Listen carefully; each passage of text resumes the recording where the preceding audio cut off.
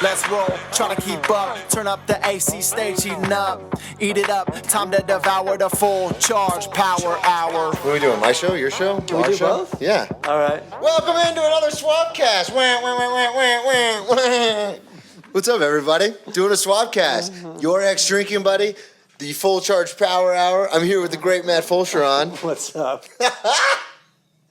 We're in Denver, Colorado. Yeah. About 6 stories up. Colorado. Which we're already a mile high up. There we go.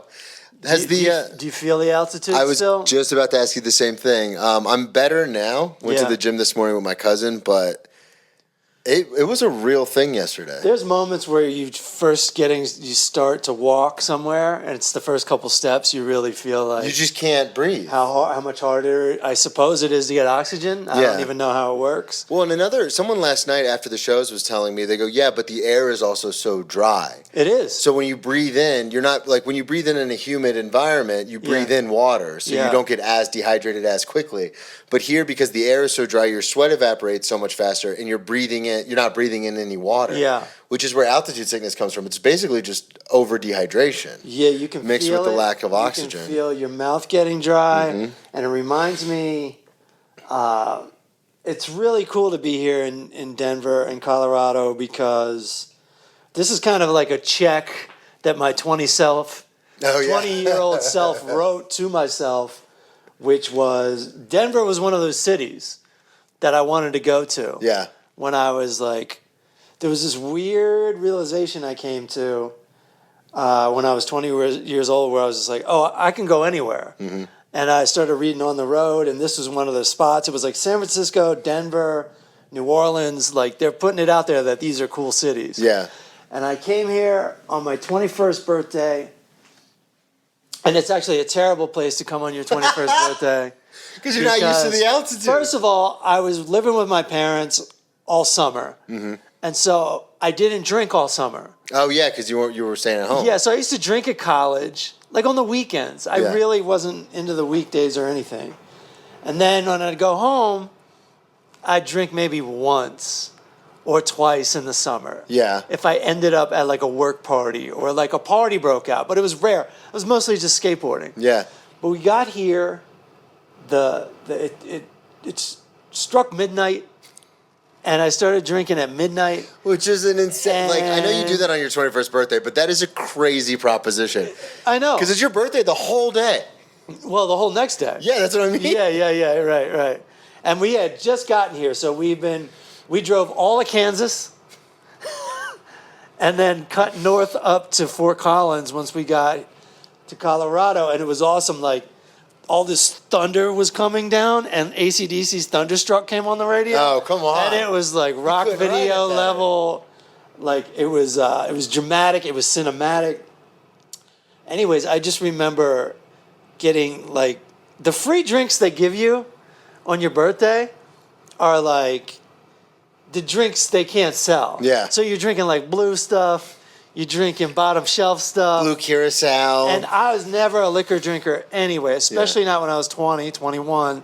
I was a beer drinker. I was going to say you were a beer guy. And back then, beer was like 3%. Yeah. You know, so... You drink like 15 of them, this will be all right. We got back to my friend Brandon's apartment building, and I just said to everybody, I go, I'm going to go puke. And I climbed up something like this, right here. I don't know if it's on camera. It is. But... I climbed up, like it was an apartment complex, and he was on the first floor, which is a little sunken. I climbed up onto the grass, and I just puked all over the place. So you just climbed out of, like, the balcony onto the grass and just started throwing up? Yeah, well, so where I was on the first floor, so it was like almost like climbed up onto the grass, puked, and then, you know, everything was fine. I didn't really think that much of it. Yeah. And then the next day, like you said, it was still my birthday. So I probably went and got some horrible food with no nutrition, like Taco Bell or something. And you're so dehydrated from all the alcohol. Yeah, and I don't know this shit. Like, and I'm the not altitude drinking water. And I think I'm drinking water. I probably drank like a fucking soda. And thought, I'm fine, I'll drink this Coke. I did not think I was fine. I just didn't know what to do. And you're just with two friends. You know what I mean? You're not home. Yeah. You're not... Any other day, I would have just been like, even if that was my birthday, I would have counted last night as my birthday. And then but they're like, we're going out again. all right, let's go. And I remember, not knowing anything about the altitude, and I just drank some more just because, I felt like that's what. Yeah. We're at a bar. That's what you do. It's your 21st birthday. They were drinking. I started drinking. I got up and I fucking puked again at the bar. At the bar, and then the next day I was like, "Thank God, I'm not home. I'm not back in Maryland yet. Yeah. But at least I'm not going hard. It's not your birthday anymore. Thank God it's not my birthday anymore." Dude, my 21st birthday was very lax. Yeah. I went and saw the Chris Pine Star Trek movie. Oh, okay. That first one when it first came out, 2009. I remember my girlfriend at the time, we were long distance, and that summer, because I was born in May, so that it was the summertime. And I remember we were like, we're still going to try to make it work long distance. So she drove up from Miami, and we went to TGI Fridays, because I was staying at my grandma's condo. So right next door there was a TGI Fridays. So we went there. I ordered a drink. They didn't card me. And I was like, all right, cool. I had one drink, and then we went over and watched the Star Trek movie. Uh-huh. And I was like, the happy 21. But I think it's because I was drinking so much that, because this was the time where I was like, my alcoholism was kind of being a bugaboo. That I think I was kind of just like, yeah, now at least I can just go to stores and buy alcohol myself. But it was like, I don't want to go crazy. Like I go crazy all the time. Right. So it wasn't even that exciting. Yeah. Well, I mean, how can it ever live up to the hype? Yeah. Especially when your best drinking days are before you're 21. Yeah, especially in this country. I've had a lot of people on the pod that are from Europe. And they're like, yeah, like we have a glass of wine with dinner when we're like 15, 16, 17. So drinking's not like a huge deal. Yeah. And here it's like, rager. It's like you're getting away with something, so you have to do it as much as you can. So aggressively. At the same time, while your parents aren't there. My parents tried, they dabbled in that. They had like, all right, we're going to have I remember I had a glass of wine. It was the first time I tried to drop in on a half pipe, and I fucking wrecked a bunch of times. Oh, really? But it was the same day. I forget what it was. It was some kind of special occasion, and my mom's like, we're going to have some wine. I think I was like maybe 12 to 14 or something. Okay. So she was trying that European. Yeah. Well, and I think it does. I think there is something to be said for, I mean, I'm not a parent, so I don't know, but I've been around like people who drink a lot, obviously, because I'm one of those people. But there is something to be said. Like I meet people now who just don't drink. Yeah. And it's one of two or three things. Like I've met people who aren't like sober, quote unquote, but they just don't drink, but they have drinking, like they've been on the show. Like they've had crazy drinking stories. Right. And then they were just kind of like, I'm not very productive when I do this, so they just stop. Yeah. There's people like me who are alcoholics, but then I also think there's a brand of person where it's like, it wasn't like, to your point, it wasn't like a crazy, like we have to go rage out as hard as we can. Yeah. And then they just kind of get used to like, yeah, if I'm at a party and booze are around, then we'll drink. And if not, then I won't. Yeah, see, and I'm remembering too, I had some wine with my grandparents when I was 15. And I really did get like really obnoxious. Like me and my cousin. Yeah. But we didn't even realize we're drunk. That's what's funny about when you're an amateur, you don't realize you're drunk. But I didn't really want to drink in high school. Yeah. And I really didn't. I would go to parties, and occasionally I would drink. But most of the time I didn't. I was just like... Yeah, that's always so fascinating. I liked it better. Yeah. And then when I went to college, I was like, this is overwhelming. Yeah.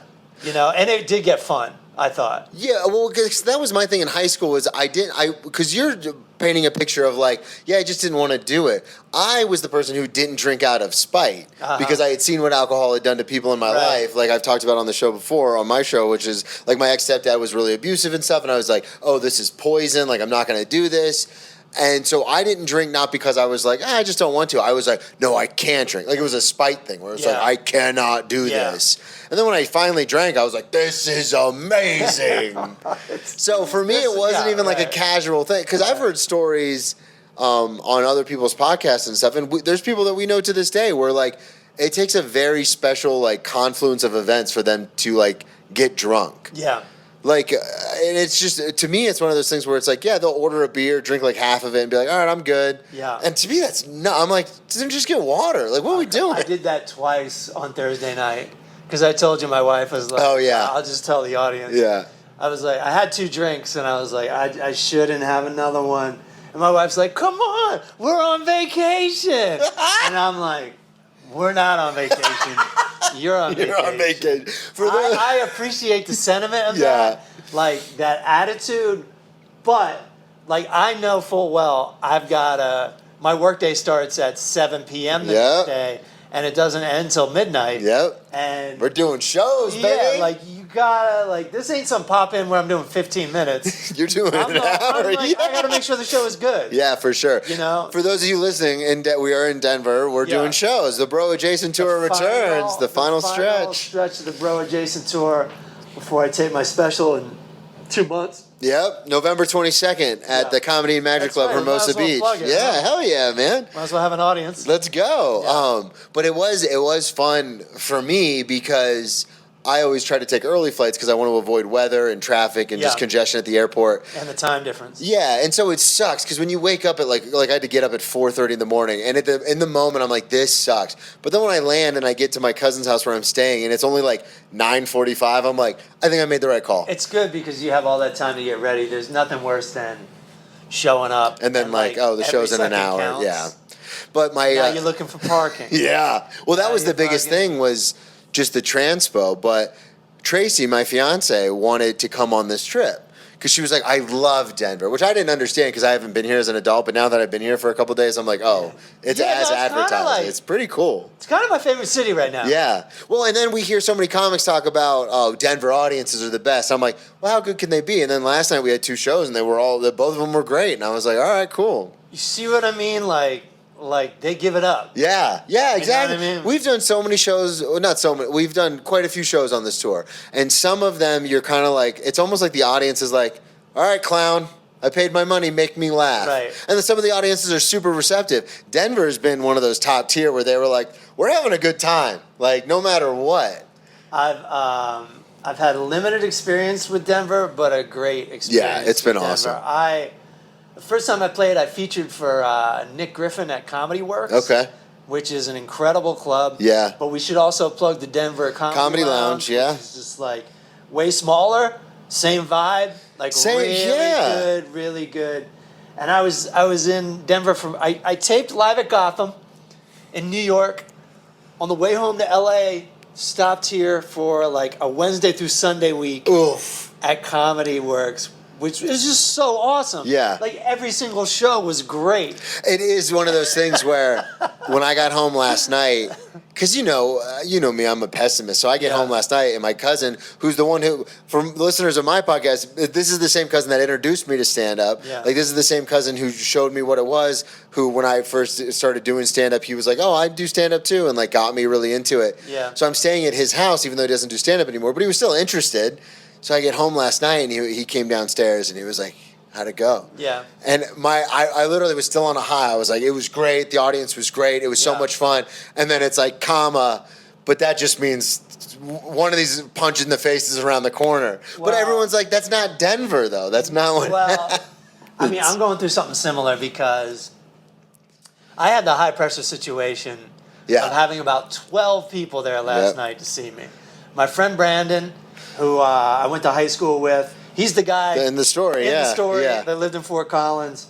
He brought his wife and some work friends, and then the big pressure. My wife brought a bunch of her friends. Yeah, which is just like, I went into it very relaxed. Like, you crushed. If they don't laugh, they're the ones that didn't laugh. Yeah. Yeah, but you crushed, and it's because you talk about a little bit about your wife in the hour. Yeah. So it was interesting for me as your opener to see like, oh no, this is what we're doing. Yeah. So it's like this is the hour. Like this is what we're doing. Yeah. So to me that was very from just like a comedian standpoint, it was like so professional how you were like, no, I'm not changing anything because you're like, what I've been working this is what it is. Yeah. Because you have so much new stuff on it too. Right. So the last time we did a show together was Florida, which was end of May. Yeah. May, June. Right. And then you had done other shows, but I just with work and everything, I wasn't able to get out. So this is the first time we're doing shows since June. The whole summer you missed. Yeah, I missed the whole summer. Yeah. And so it was so fascinating to sit down in the back and watch the hour because you've changed so much. Yeah, right. And then I remember we went back to the green room and you were like, yeah, man, I wrote a lot in July. Yeah, July, like I was on it. I mean, I wish I could work like that every month. Yeah. Because like you really just do get like better and better and better. But then afterwards I'm hanging out like all her friends and everything. Yeah. And then she's like, yeah, so like, she's had like 3 more people coming to see me the next day. And I'm like, I got to fucking do it again. Yep. Luckily, 2 of her friends canceled. And Oh, it's really? just one. Okay. One person. So, you know, that doesn't matter. Like one person versus her 6 other friends, it doesn't matter. Well, that's what I was going to say. I got 6 people vouching. Yeah. One person can never ruin what happened last Because night. if 6 people are like, no, it was awesome, Yeah. and the one person's like, I don't know, it's like, well, obviously, we're going with the 6 people. And that's another thing about stand-up, too, is like you see it on your phone, Yeah. and you even see it on TV, and you go, yeah, pretty good. But then when you go see it live, you see what's really happening. The nuances and the... But just the energy that's Yeah. in the room. And you also feel the high stakes. The audience feels the stakes, too. Mm-hmm. Not just the comedian. No, yeah. The audience is like, okay, is this going to be good? Where Yeah. do I laugh? And it's like a little, like, gets figured out at first, and then, like, it just whoosh. Yeah. You just get taken away by the wave. Well, it happened both ways for me last night. Yeah. Where the first show, it was like, it started good, and everyone kind of trusted me. But as a storyteller, some of my setups are a little longer, and I was like, if this tag doesn't pay, this is gonna suck. Right. And then I hit the tag, and it would normally they were like, people were very like when I got off stage, I was like, oh, that was a really good set. But then in the second show, it was that kind of like wave where the first 2 bits did so well that everyone was like, oh, we're on board with whatever he says. Yeah. So then it didn't matter. Yeah. But we've talked about it before, but we did that one show on the Bro Adjacent tour in Hartford where as soon as I went up and grabbed the mic, some drunk guy at a table just went, not funny. And I was like, I said my name, bro. Like, what? And I got through I was doing 25, and I got through it in 13 minutes, and I look at my watch. Oh, no. Yeah. And then I just started telling story because it's the time. So it was like, I got to do 25. But this has been a great experience. So shout out Denver Comedy Lounge. Oh, yeah. And it was really fun for me, too, because right when I was about to go on stage, I had, like, you get the nerves a little bit, but my friend Brandon was there, and he used to be in, we had a rap group called Kevin Murphy's in high school. Or actually, like... I thought it was the Pimp Daddies. That was my college band. This was like, me and Brandon returned home to Southern Maryland after our first year of college. Yeah. And we went to go see my friend who was in a band, and we just, like, started playing his drums and grabbed their mics, and we just started this band. We, like, stole their band. They wanted to be our band. Like, even though they had, like, a more, like, locally successful band, they loved our band because it was so fun. Yeah. And we had this rap band called the Kevin Murphys. And I went right up to Brandon. I was right behind him. He was in the audience right when the host was about to introduce me. And I was like, because he's so funny. His last name's McCurry. Yeah. So his rap name was MC Curry. That's good. That's smart. Real fucking funny. And so I was like, I went up behind him. I'm like, you ready, MC Curry? He's like, I'm ready, Soul Train. I'm like, let's rock this shit like a bottle of nitrate. Like, we had an intro like that on our song, the Kevin Murphy's theme song. And it was fun to do it. I was almost bummed I was going up there alone. Yeah. Do you know what I mean? I'm like, this was like, it was fun to do it with a teammate. Yeah. No wonder the improv kids love it so much. Yeah, right.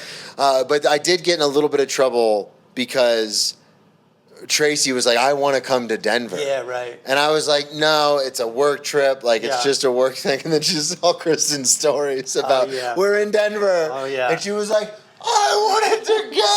Oh, yeah, so about that. Yeah, it's the same thing, but opposite, where, like, Kristen's like, we're on vacation. And it's like, no, I'm at work. Yeah. So I did the same thing, but I was like, babe, stay home. I'm going to work. Yeah, it gets, And she was just like, so I just wasn't invited? And I was like, oh, come on, man. Well, I didn't tell you Kristen was coming, right? No, I had no idea. And then on top of that, just to deal with that same scenario, she put this note that the hotel wrote us on the stories. On the Instagram stories, and I'm tagged in it. So I instantly just, you're in a relationship, you gotta support the Instagram. Repost, You have to be a couple on Instagram as well. So I hit add to story, and then I think about it. I'm like, hold on a second.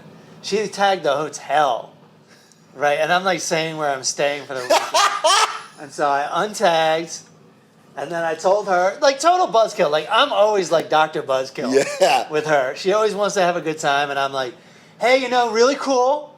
But we can't tell people where we're staying because people are crazy. Yep. And I've been doing this a long time. Anywhere from dangerous to annoying. Yeah.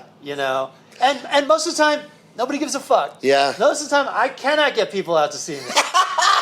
But, people are fucking nuts, man. I was one of those people. We know. Yeah. I mean, when I was drinking, I remember when I was still drinking in like 14, 15, when Instagram had just become a thing, I remember, I don't even know if Stories was a thing, but I remember like, I think it was Bert or somebody came to Jacksonville.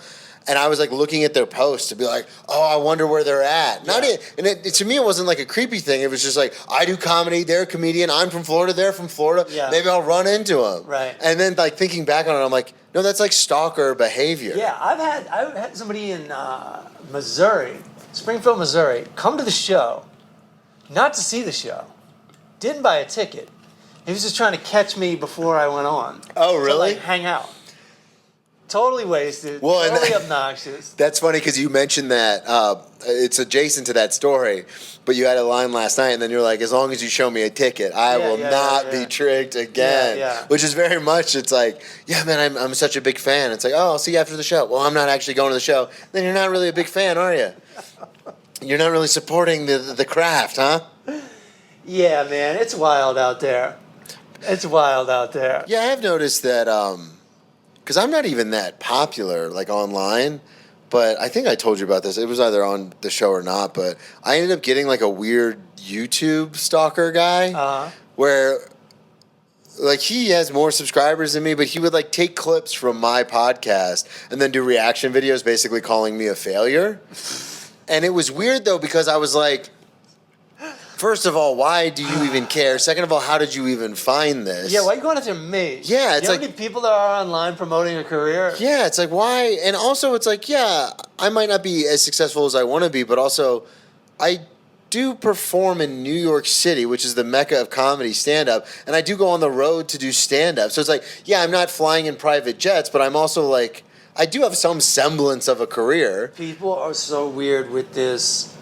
They'll attack you for being not successful in their eyes. Yeah. On the other hand, it's like, how do you know about me? And it felt like such a violation of... It was like a weird thing, like someone came into my home. Yeah. Because he literally took clips from my podcast, which is filmed in my apartment, and then he did reaction videos to it calling me a failure. Yeah. But I was like, it's like someone coming into your house and like taking something of yours and being like... It only gets worse. Like, I've accidentally stumbled on these videos where they just like take down a comic for like a half an hour. Have you seen these? Oh yeah, someone sent me one about the entire Austin scene. Yeah. Someone sent me a video, right? Which I didn't disagree with a lot of the video, but at the same time, it's like you're not even a comedian. You literally have your channel to do reaction videos to stuff, right? And now you're attacking stand-up. It's like you don't even know what it is. You're coming after people for like putting, and it's actually like really well done. Yeah, with some of the videos I've seen are the editing is great, and the essay they'll write. The voiceover is really good. It's like a good argument, and it's also like you could be using your energy to do something, instead of criticizing something. Well, and that's the funny thing is like the guy who came after me, it wasn't even that cool. It literally was like very poor production quality, and I was like, you're not even putting any time into this, man. I'm putting more time into the clips you're cutting and ripping off. The good news is if he's any good at it, you'll blow up. Oh, yeah, that's true. Yeah. There's no such thing as bad press. But that guy sucks. Yeah. And he's got no followers. Well, it is weird, too, because you see some of these pages, because, like, I play video games and stuff, so a lot of times I'll go on YouTube to, like, figure out how to get through a level, and there'll be, like, 170,000 subscribers. And I'm like, the guy's literally just showing you walkthroughs of levels. Like, what? I don't even... What? I've somehow, like, gotten away from, like, even caring about this shit. Yeah. Like, that stuff happens when it happens. Yeah. No, you're right. It's smart to not give a shit. And it's video games. Yeah. Like, you really can't compete with video games in a way. No, that's on some true. level, you know? Yeah, it's just funny to me. How funny is it in the green room everybody talks about the same thing in every green room. Yep. Do you hear them the comics talking about like followers, posting and all this shit? Yeah. It's every green room.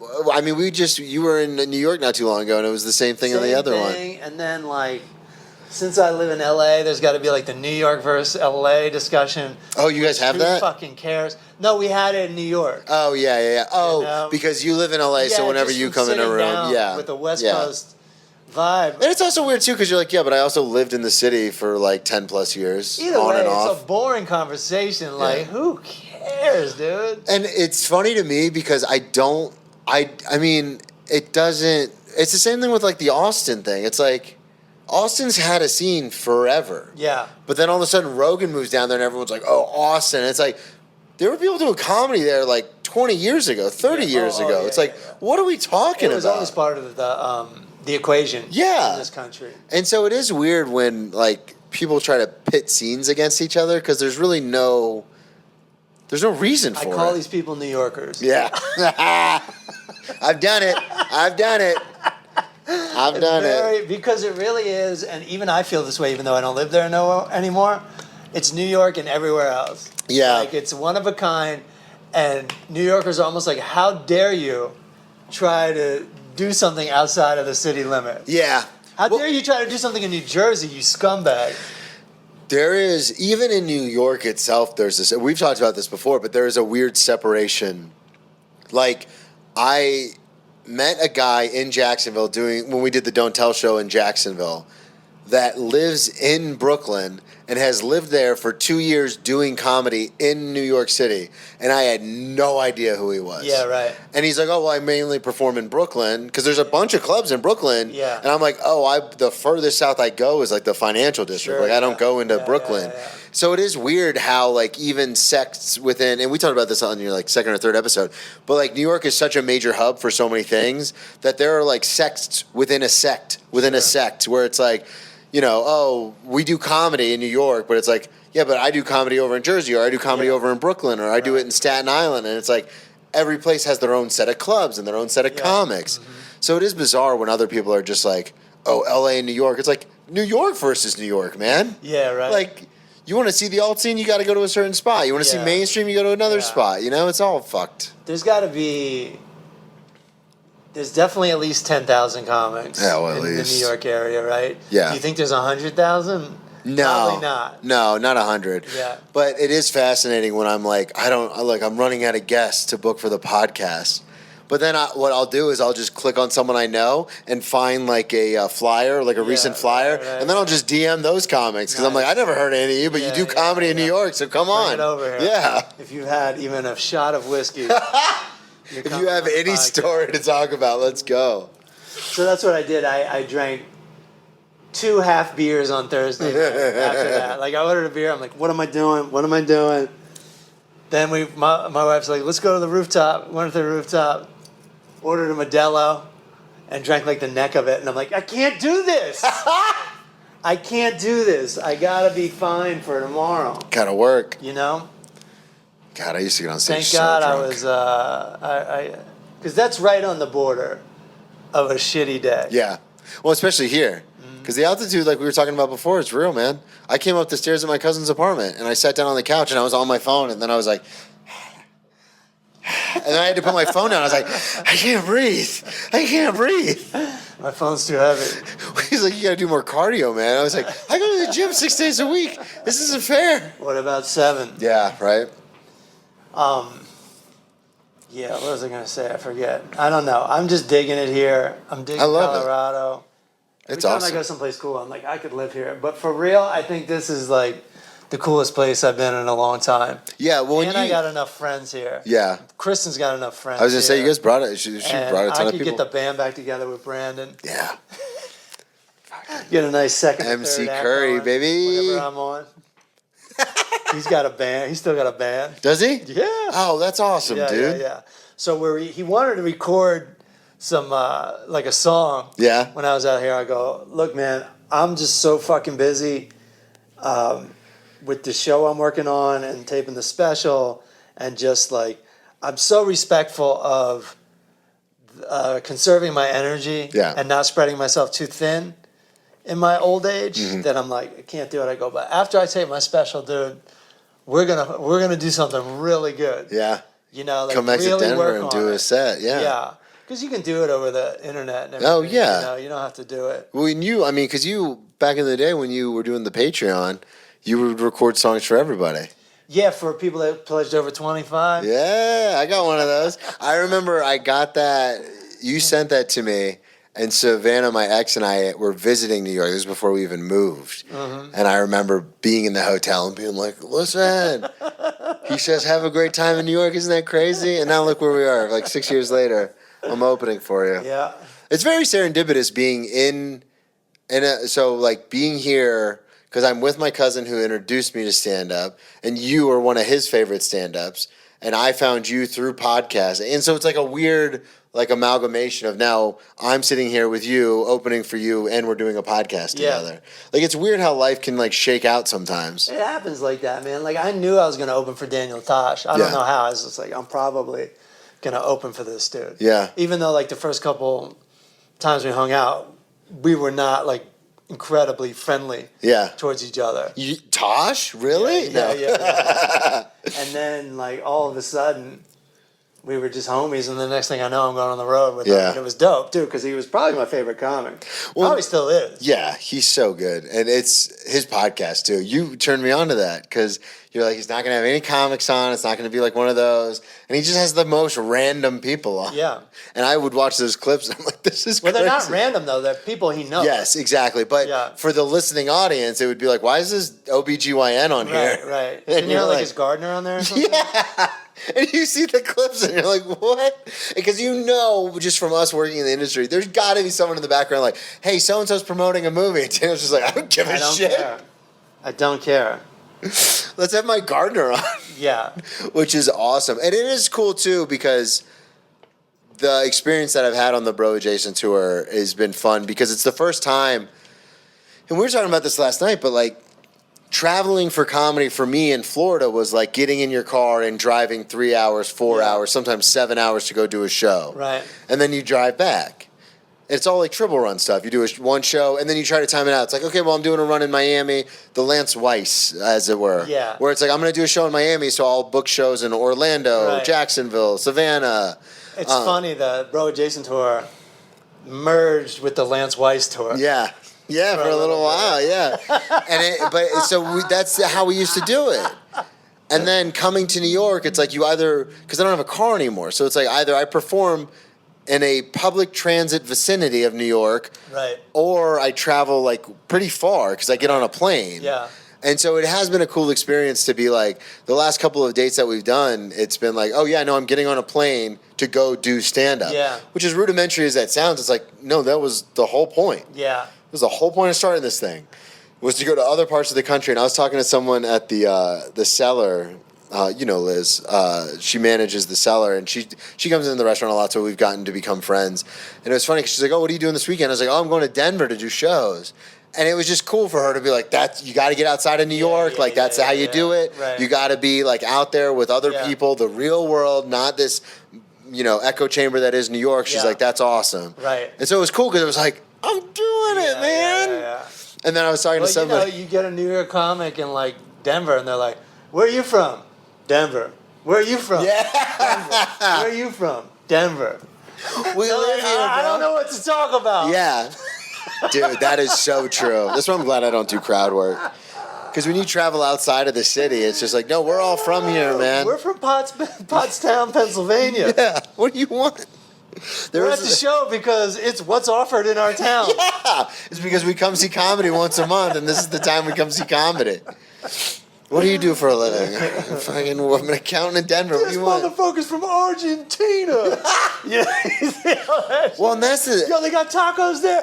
All that fucking bullshit. I can't stand it. We've talked about that before. I don't like it. I'm a big not fan of that. Yeah, it's just this whole idea of but those are the clips that play. There's comics that I really respect, and they'll spend the last 20 minutes of their show talking, giving advice or talking to the audience, because those are the clips people want to see. Fuck the trends, man. And I'm like, it real. I can't believe. That is all I put up now because my special isn't being taped. I can't wait to tape my special and just The clips are almost gonna be more fun because Yeah. I'll just have like I don't know, like a couple hundred jokes. I feel like. Yeah. Yeah, there's a lot in there. And it's also, you mentioned this last night, and I don't think I'm burning anything, but a lot of the material can be seen as divisive. So it will open it up for engagement where people will be like, It's not. Yeah. People are sensitive. no, that's exactly right. You're 100% right. Where, because if you When just. the internet gets a hold of it, Yeah, exactly. they exactly. will just pick it apart. Yeah, because that's the problem too. Is like I've posted clips because people love the rage bait online. So I've posted clips about like working in the service industry and about people who don't tip, and literally people will just be like entitled server, and I'm like, did you watch the video? I made like a very clear point about like I don't deserve this, but I know I do a good job, and it's like doesn't matter. Like they don't even listen to the video. No, they just want to They fight. hear like 2 words and then go. All right, what's my angle on this? Yeah, and they just want to argue. The guy it says like Mr. Pink's account. What's from that? Reservoir Dogs. Oh yeah. I don't tip. Yeah. And there was one account called like tipping is for losers, and I guess they just scour the internet looking for like because it's like server life and server memes and all that. That's like a real thing on the internet. Sure. And so, because you can find any kind of niche, so I guess they just scour the internet like just to rip on these people. Yeah. And so it's so weird because I started arguing with them, and then I was just like, wait, because this is something that you've kind of taught me. I was just like, block. Yeah. And it was like, oh, I feel so much better. Think about it. They're on their computer all day, on their phone all day, arguing with people because they don't tip. Yeah. They don't fucking work. Yeah, obviously. That's why they don't tip. There was one guy who was like, hey, don't you feel like as a grown man you shouldn't be waiting tables? And so we went back and forth for a while because I was like, well, that's where I draw the line because I make really good money working 3 or 4 days a week. And first of all, mind your business. Good job, yeah, dude. especially in New York City, it's like a career Especially server at that job. restaurant Yeah. in New York City. And so we were going back and forth. And then Like, not anybody can just get your job. No, well, that's the thing too. He's like, I thought it was for college kids, like right out of college. And I go, you need 5 years of serving experience, or we won't even give you an interview at my job. Yeah, and who's to say, like, most college graduates just go work in some office? Yeah. Which that ain't for everybody. In fact, it's not for most people. Yeah, it stinks. You know, it's like, it's really boring. Yeah. And it kind of drives you nuts. And what I do is fun. I'm not shitting on it. I did it. Yeah. I'm glad I had the opportunity to do it. There's several hours where you're just sitting on your ass, which is all right. You know, you're just making money for sitting in a just chair. sitting around. But it's also like, if you really look at it, you'd be like, yeah, I could do this in 20 hours. Yeah. But like, that's not valuable to a company for some reason. Well, it's a weird thing too. When I worked in an office job for like 3 months, and I remember the woman that worked in the office with me, she was like the main guy's assistant, but she was in the office with us, and the main guy was like never there. So it's like one of these small like rent an office space things where there's like a main office, and then there's the front like lobby area where my desk and her desk was. Yeah. And I remember I would get through most of the work in like a couple hours. Yeah. And she's like, I'm going to show you some games to download on your phone because you're going way too fast. Right. And that's the other thing too, is especially in office jobs, it's bureaucracy. So like you could finish all your work in an hour, but now you have to wait until the next person finishes the write-up and the follow-up and the this and the that. And then when it finally comes back to you, it's like now you have to revise it. Right. And so it just takes a long time. But I remember I said to this guy, we went back and forth for like a couple of days, just like comment. And then finally I went, wait a second.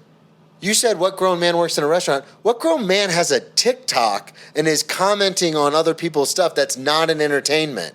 And then he messaged, this is the weird thing about the internet. He messaged me back like, you got me, I'm retired and bored. And I was like, and then he put like LOL and then followed me. And I was like, no, I don't want you as a fan. Dude. You're a psycho. Dude, You're a 65-year-old man. It's something that you gotta remember, but it hurts every time I do remember. That it's just a cesspool filled with. I've actually been good lately about not looking at the comments. Yeah. Which is so hard. It's very hard.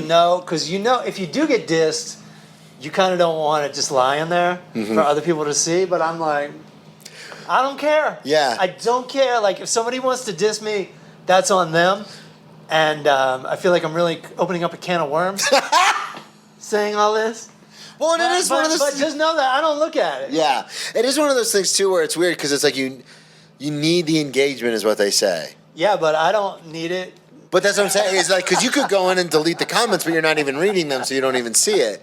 But like for me, it's hard because it gives you that notification. Yeah. And I've seen friends where they've like a couple of my friends have like over millions of followers, and they open up their phone and they'll click on Instagram and it'll be like 99 plus, and so like you can't read all of that. But for me, it'll be like 3 comments, and I'm like.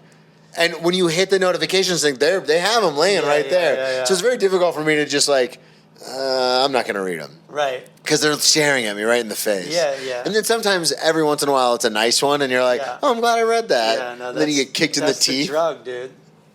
You get that dopamine rush, and then you go back for more. Yeah. You get your ass kicked. I see a guy standing up, but I don't see any comedy. That one hurt. That one, and the crowd goes mild. I got dissed really good recently. I almost enjoyed it.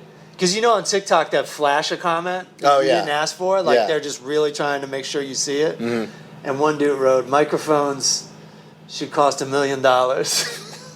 But that's a fucking ripoff of a Chris Rock joke. Oh, is it? It says bullets should cost $1 million. Oh, okay. So it's not like he's some fucking brilliant guy. Yeah. But I was still proud of myself and being like, all right. Got it. Well, wasn't there the opposite of that? Like people ripping people off. It is. I do find it interesting when people will leave comments, but to your point where it's like you stole a comedian. You're a regular person. You stole another comedian's joke to try and rip on a comedian. Yeah. It's like what? No, I know. And if you ever feel bad about it, just go to a really popular comedian that you think everyone likes. Yeah. And they're just getting their ass kicked. I hear Shane talk about it, Gillis, from time to time, where he's like, I can't go on Reddit because I've searched my name before, like way in the past, but Reddit remembers that. So as soon as he logs in, it's like, Shane Gillis sucks. Shane Gillis. Like that's what comes up on it. And he's like, yeah. And it's like, this guy's in every Bud Light commercial. It's kind of cool he said that because, like, it sounds like it's still, like, no matter how evolved you are and how healthy you are, it can still fucking get you. It stings. If you're not in the mood, if you forget, you get blindsided by it. You're like, oh, yeah. Sometimes because you can't wrap your head around the fact that, like, strangers hate you, or they don't actually hate you. They're just saying hateful shit. Yeah, because we would never do that. Yeah. So I don't even comment anymore. That's what I'm saying. I don't comment on at all. So I will leave, like, if another comic that I know post something, I know engagement is important, so I will put like fire emojis or a laughing face emoji. Cool guy. Yeah. I'll like if there's a comic I like, especially a comic I like, or even just a friend who got engaged, or like a friend of my wife's, I'll write like congratulations. Yeah. I will write positive shit because I do know that makes people feel good more than it should. Yeah. But it's You're right, designed to make you go, oh yeah. These people An like me. acquaintance is happy for me. Yeah. Well, after I posted the engagement pictures, I had so many people being like, congratulations, man. And it's like, well, my close friends kind of knew I was engaged already. Yeah. Like I told you, I told some friends in New York, and it was like, because we got engaged, we didn't get the pictures until like 2 weeks later. Right, yeah, I was even a little confused. I was like, I thought you already got engaged. Well, and it was funny too because I did the fake proposal because we were in Central Park. I figured, I put that together. And it's a great picture. Yeah, thank you. And then Sean at Night is at Sean at Night. He's he normally does comedian photography, but I hired him to do this. And he came out and was taking, and he was like, "Oh, we should do," and because we were like spitballing because he normally does comics, he doesn't do engagement photos. So we're like kind of spitballing. It's like, "Oh, should we do like a proposal thing?" He was like, "Yeah, that's a great idea. Let's do it over here." So I get down on one knee and I present the ring. And everybody's like, oh my God, and starts cheering. And Tracy specifically didn't want to have a public proposal because she doesn't like attention. Sure. So literally, she's like, this is my nightmare. This is my nightmare. This is my And I had to get up and be like, it's for the picture, everybody. It's just for the shot. It's just for the shot. Thank you, but it's for the shot. That was her opportunity to like make a big show and be like, no way over my dead fucking body.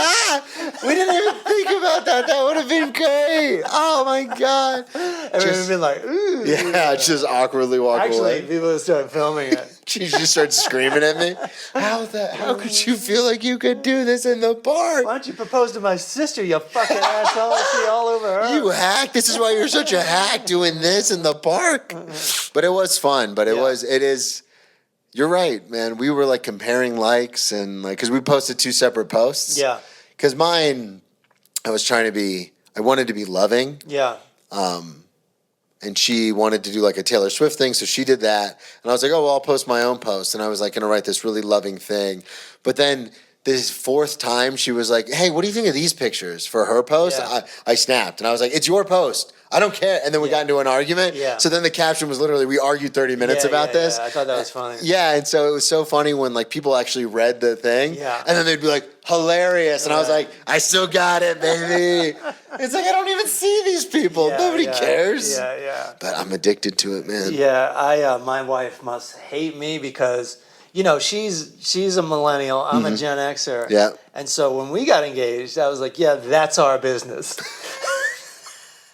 Like, the best I did was repost some stories. Do you know what I mean? I remember, And because I just don't like people in my personal life. Yeah. It's gonna happen, especially if you talk about your personal life. Yeah. But I'm just like, but I can tell, you know, she'd like it if I posted about her more. Mm-hmm. But I hate the internet, dude, and I hate. Even if it's positive, I'm just not interested in other people's comments, especially in my personal life. But even in my professional life. Well, like, if I've been in times where I've listened to, like, internet people too much, and it got in my head. But now I'm, like, right now in my life, I'm like, no, I know what I'm doing, and I don't care if I'm huge right now. I know I'm doing good work, and I know that is what it is. Like, that's already the reward, you know? Yeah, and it is fun to, like go to clubs, especially on the tour that we've been doing together, and like to do well, and then have the booker be like, "Man, that was good," and it's like, "Oh, they don't know me from Steve, because I don't have a following. Like I live in New York, so they're not going to know who I am." And I don't reach out. And I had an interesting conversation with the booker for the Denver Comedy Lounge last night because he was like, "Oh, do you do like a lot of road work?" And I was like, honestly, I don't have a manager or an agent. So unless Matt calls me to open for him, I don't even know where to start. Yeah. Like, I don't even know what to do, who to reach out to, who to call. And so it was one of those realizations where, like, it's fun to be off the internet, to be in the room and do well. And then the people in the room be like, that was good. That's been this tour for me. It's been like, wherever I go, I just like, I'm under the impression that people are like really kind of knocked out and had a good time. Mm-hmm. And this guy at the Chicago club, he said, he like kind of summed it up. He was trying to give me a compliment. It was kind of a backhanded compliment, but it was like, it pretty much summed up the tour. He's like, listen, we'd rather have every seat filled, but that show was amazing. Do you know what I mean? And I'm like, fair enough, dude. Yeah. I honestly rather have it than the other way around. Mm-hmm. Than to have a full house where I'm doing a shitty show. Well, because we've done those. Yeah. We have done those. Yeah. Where every seat was taken and nobody watched the show. They just talked to each other. So those aren't fun. Those aren't fun at all. Yeah. I would rather have, like, it's an interesting paradox because obviously the thing you want is to have a great show and have it be sold out. Like, that's obviously. But if you had to choose one, I think I would take good show over sold out. Well, yeah. Depending on. I mean, you know, that's why you have a job. It's like, so you can live like that. Yeah. But I mean, also, if we could sell out, we'd probably do it the second if we knew, like, but also not. Yeah. Like, I mean, I know I could go on and do all kinds of political stuff that would get me. Yeah, same. Yeah. And then just like, you know, follow the trends or whatever. Yeah. It's not a sure shot. But I kind of like want to go on my trajectory. I feel like people come around every once in a while for what you do. Yeah. If you stay in your lane. That's a great way. It's frustrating because there's an urgency to finances and there's an urgency to the public, and they will fucking kick you when they think you're down. Mm-hmm. They'll be like, you're not successful, you're not this, you're not that. They have no idea, like, all the small victories that are happening every day, every week. You know? Oh, I know. Online and be like, this is going great right now. Yeah, I know. It's none of your fucking business until it's obvious. Yeah. Do you know what I mean? Oh, I 100% know. When it's like, I have a friend reach out and be like, hey, I want you to talk to this booker. Or, hey, I'll send an email to this guy. Like, I'm not going to post about that. I got stuff going on right now that people would kill for. Yeah. But I'm not going to tell anybody about it. No. And I'm not to that. Like, I don't have that kind of stuff going on, but I do have irons in the fire to the point where it's like, oh, yeah, like if somebody just returns an email, it's like, okay. But it's like, I'm not going to be like, hey, you guys, what's up? You know, just reach out to the booker of blah, blah, blah club. Hopefully he says, come in for an audition. Yeah, people will take you every step of the way to the point where they're then leaving a post of like, shit didn't happen. Yeah. Well, it's like 12 posts about that ultimately get to shit didn't work out. Didn't work out. You know? It is funny to me, though, because it's like whenever anybody, whether it's social, it doesn't matter, because it's like we did the thing. Like when you were in your 20s, you went to LA. When I was, when I was 30, I moved to New York. It's like that was the thing. There's so many people, to your point, you made a really good point earlier where you talked about realizing that you could move, that you could live somewhere else. Because there's a lot of people in life who never come to that realization. Well, they always have an excuse like, well, family, my finances, and this, and I don't know anybody out there, or this or that. And you're like, okay, well, that's the difference. Yeah. And there's nothing wrong with that. But the excuse is faulty. Mm-hmm. It doesn't mean it's not a reason to stay. No. It means it's not a reason why you can't go. Yeah. I mean, there's people in my life that are like, oh, I wish you lived closer. I wish you moved. My sister's got 2 kids. My mom lives in a different, in the Midwest. My grandmothers are both very old. And it's like, yeah, I would like to be close to all these people. But it's like, at the end of the day, I'm not going to look back and be like, I coulda, shoulda, woulda. I did it. Sure. And that might sound selfish, but it's like, I only get one roll of the dice here. Right. We all only get one roll of the dice. I'll do that. I'll roll through regrets, and then I'll on a healthier day, I'll go, yeah, but look at all the shit you did. Yeah. And I did something when I was 23 that most people just never find the courage to do. Yeah. Which is just drive across the country with no money, no nothing. Let's go. Just go. This happens. Yeah. Which is great because even if I just stayed there for a year, it would still be this cool thing I did for a year. Yeah, because when I went to New York, Savannah and I saved close to $10,000. So because I've heard your story, I've been following you for a long time. So the number was $1,400. Yeah, and it was like that's nuts, dude. Yeah. Be like, yeah, let's go. Yeah, we're doing it. That's one paycheck, and you're like, that's all I need. I'm out of here. To be fair, that's about 4 months' rent back then. Yeah, that's true. But still, it's just rent. All right. What else we got to talk about? We're at an hour. That's fine. Just about. Thank you, everybody, for listening. Yeah.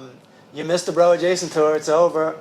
But let's do some more dates. Let's get some more things going. I mean, there's no reason why we can't try to book some dates before the special comes out. Heck yeah. And then when the special is popular... Oh, we're gonna. Let's just say keep writing. Oh, you're not doing the special. I'm doing the special. Yeah. So I have to keep writing. Yeah. You can sit on your ass. Bro Adjacent Part 2. It's gonna be so much fun when we're doing full bro. Full bro tour. Thank you, everybody, so much for listening. We'll talk to y'all next week. Peace. Oh wait, November 22nd, Hermosa Beach, the Comedy and Magic Club. Yeah. Go see Matt's special taping. Check out my podcast, Your Ex Drinking Buddy. That's it. Power Full Hour. tour. And we're out of here. Peace.